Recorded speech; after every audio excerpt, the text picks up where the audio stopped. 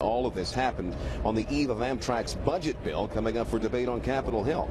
Senior political correspondent Scott Thillman has more on that angle right now and what this could mean for the future of Amtrak's budget. Scott?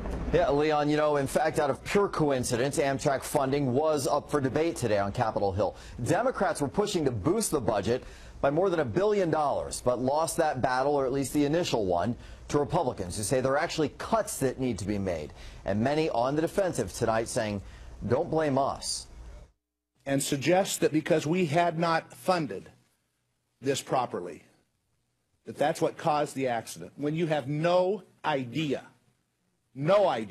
Regardless of what triggered that terrible train crash, there's a fight over how to prevent another. And as almost always is the case, it comes down to cash. We are spending money all over the world for other people's safety and neglecting the safety of the American citizens. Former NTSB Chairman Jim Hall tells me it will take trillions, not millions, to get our nation's entire transportation infrastructure up to a safe standard.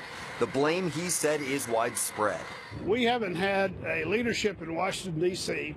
with vision on the subject of infrastructure for our nation since probably Eisenhower. But will lawmakers be the difference as they debate possibly cutting Amtrak's funds from $1.4 billion to roughly $1.1, an almost 20% drop? We operate a third world rail system in this country. I've offered an alternative to let the private sector come in, better manage, better operate, and provide better service. Last night's accident is symptomatic of the kind of major commitment this country needs to make to fix our rails.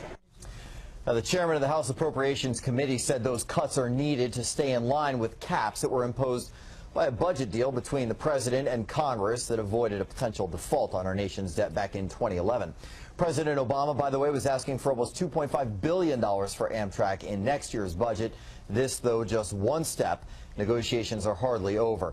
The state of the nation's infrastructure also came up at the U.S. Conference of Mayors meeting in D.C. today. We're going to have more on that coming up at 6 o'clock.